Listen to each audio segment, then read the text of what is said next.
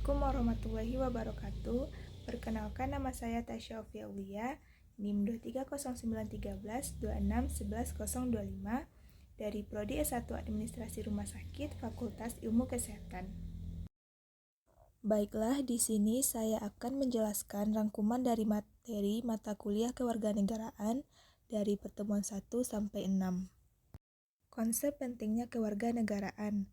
Konsep pentingnya pendidikan kewarganegaraan menunjukkan kebutuhan untuk mempersiapkan individu sebagai warga negara yang memiliki kemampuan, pengetahuan, dan tanggung jawab dalam menjalankan peran mereka dalam masyarakat. Landasan historis dapat dilacak dari kepentingan akan pemahaman tentang hak dan tanggung jawab warga negara yang tercermin dalam perjalanan sejarah, gerakan kemerdekaan, dan perubahan sosial di banyak negara. Dari perspektif sosiologis, pendidikan kewarganegaraan bertujuan untuk membangun kesadaran akan keberagaman, toleransi, dan partisipasi dalam kehidupan sosial. Ini membantu menciptakan fondasi yang kuat untuk integrasi sosial dan pembangunan masyarakat yang inklusif. Secara yuridis, pendidikan kewarganegaraan bertujuan untuk memberikan pemahaman yang kuat tentang konstitusi, hukum, dan prinsip-prinsip demokrasi. Tujuannya adalah untuk mendorong terciptanya masyarakat yang didasarkan pada kedaulatan hukum dan prinsip keadilan. Namun, ada dinamika dan tantangan dalam pendidikan kewarganegaraan, termasuk perubahan sosial yang cepat, polarisasi politik, dan dampak teknologi pada interaksi dan partisipasi politik. Sebagai contoh, penggunaan pembelajaran online memerlukan pengembangan strategi baru agar semua siswa dapat terlibat secara aktif tanpa terkecuali. Konsep identitas nasional. Pentingnya konsep identitas nasional memiliki signifikasi penting dalam membangun kesatuan dan kebanggaan suatu negara. Hal ini diperlukan untuk menyatukan individu dari berbagai latar belakang menjadi satu kesatuan yang kuat. Dasar sejarah identitas nasional. Dasar historis identitas nasional seringkali terkait dengan sejarah suatu negara, termasuk perjuangan kemerdekaan, pembentukan negara, dan perkembangan budaya. Contohnya adalah gerakan kemerdekaan di banyak negara yang menegaskan nilai-nilai nasionalisme sebagai landasan untuk membangun identitas nasional yang kuat. Kesimpulannya, perspektif sosiologis identitas nasional. Dari sudut pandang sosiologis, identitas nasional berfungsi sebagai alat untuk membangun kesadaran akan keberagaman dalam masyarakat. Ini melibatkan pengakuan dan penghargaan terhadap berbagai kelompok etnis, agama, dan budaya yang ada dalam suatu negara. Perspektif yuridis identitas nasional. Dari perspektif hukum, identitas nasional mencakup pemahaman yang kuat tentang konstitusi, hukum, dan prinsip-prinsip demokrasi. Ini melibatkan upaya untuk mempromosikan kepatuhan terhadap hukum dan menjaga prinsip-prinsip demokrasi sebagai dasar negara. Dinamika dan tantangan identitas nasional. Meskipun identitas nasional penting untuk menyatukan suatu negara, tetap ada dinamika dan tantangan. Salah satunya adalah polarisasi politik dalam pemilihan umum atau debat publik yang memecah belah masyarakat. Selain itu, dampak teknologi seperti media sosial dapat mempengaruhi pembentukan identitas nasional dengan cepat dan tidak terkendali. Misalnya, penyebaran informasi yang tidak valid melalui media sosial dapat memicu ketegangan antar kelompok dan mempengaruhi persepsi masyarakat terhadap identitas nasional. Dalam menghadapi dinamika dan tantangan ini, penting bagi sebuah negara untuk mengembangkan strategi inklusif dan adaptif yang mendorong kesatuan, toleransi, dan pengakuan terhadap keberagaman sebagai bagian integral dari identitas nasional. Konsep integrasi nasional. Pentingnya konsep integrasi nasional.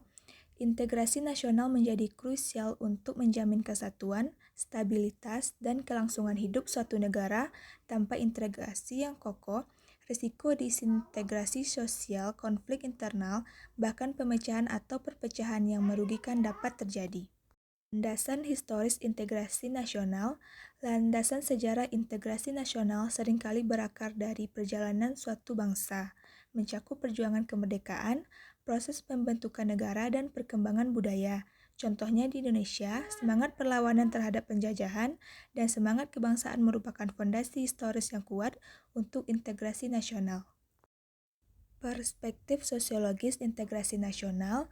Dari perspektif sosiologis, integrasi nasional bertujuan untuk membangun kesadaran akan persatuan di antara berbagai kelompok dalam masyarakat, termasuk suku, agama, dan budaya. Inisiatif seperti program pendidikan multikultural yang menekankan toleransi dan penghargaan terhadap keberagaman merupakan contoh dari pendekatan ini. Perspektif yuridis integrasi nasional. Dari sudut pandang hukum, integrasi nasional berkaitan dengan pemahaman dan implementasi hukum serta prinsip-prinsip demokrasi yang menjadi landasan kehidupan negara. Misalnya, pembentukan undang-undang yang menjamin perlakuan yang sama bagi semua warga negara tanpa memandang latar belakang etnis, agama, dan budaya. Dinamika dan tantangan integrasi nasional. Meskipun penting, integrasi nasional dihadapkan pada dinamika dan tantangan yang kompleks. Salah satunya adalah polarisasi politik yang dapat memperlebar kesenjangan dan mengancam stabilitas sosial. Contoh nyata adalah konflik antar partai politik yang mengorbankan kepentingan nasional demi kepentingan politik. Selain itu, globalisasi dan kemajuan teknologi membawa tantangan baru dalam integrasi nasional, seperti penyebaran palsu yang dapat merusak kesatuan dan kepercayaan masyarakat terhadap lembaga negara. Sebagai contoh, penyebaran berita hoaks di media sosial yang dapat menimbulkan ketegangan antar kelompok dan merusak citra pemerintah. Strategi menghadapi tantangan integrasi nasional. Dalam menghadapi dinamika dan tantangan ini, negara harus mengembangkan strategi inklusif dan adaptif yang mempromosikan toleransi, dialog antar budaya, dan kesetaraan di antara semua warga negara sebagai bagian integral dari integrasi nasional.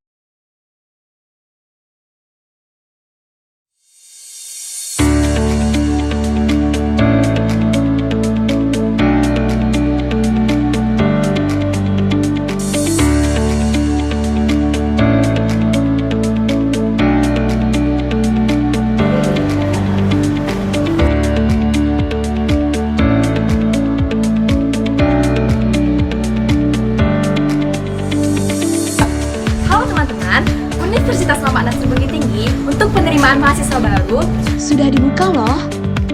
Nah, buat teman-teman yang pengen mendaftarkan diri bisa langsung kunjungi link yang ada di bawah ini. Jadi teman-teman cukup mendaftar melalui online saja. Nah, selain melalui online, teman-teman juga bisa langsung datang ke kampus buat melakukan pendaftaran secara langsung. Jangan lupa bergabung, kita tunggu ya.